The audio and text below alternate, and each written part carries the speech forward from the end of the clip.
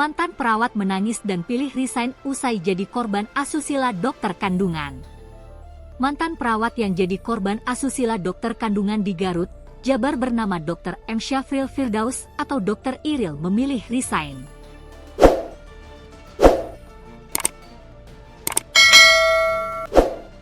Mantan perawat yang pernah bekerja dengan dokter kandungan itu bersuara mengungkap pengalaman pahitnya menjadi korban asusila.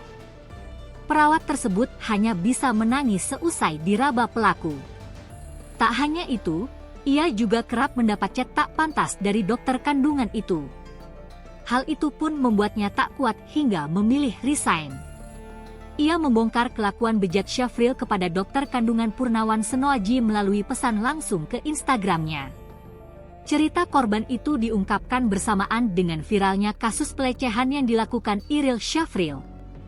Ia bercerita sudah bekerja dengan Syafril saat masih menjadi lulusan baru. Korban mendengar bahwa sosok Syafril memang terkenal suka melecehkan pasien dan perawat-perawat lain. Bahkan, lambat laun, ia tak hanya mendengar kabar itu, tetapi juga mengalaminya sendiri. Aku salah satunya, korban, waktu itu lagi jaga sendirian karena cuman ada satu bayi.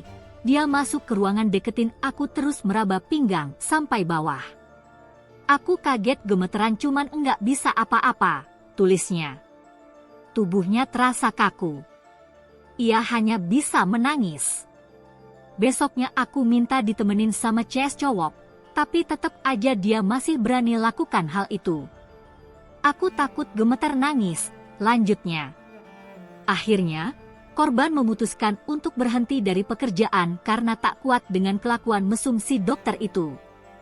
Aku cuma kuat 3 bulan aja dan setelah itu resign. Terus selain itu dia juga sering chat-chat yang enggak sopan. Minta temenin lah, apalah, pantaskah seorang dokter begitu? Aku ini sekitar setahunan yang lalu dan alhamdulillah senang banget bisa viral, katanya. Bahkan, korban bersedia memberikan bukti-bukti chat mesum Syafril kepada Dr. Purnawan Senoaji.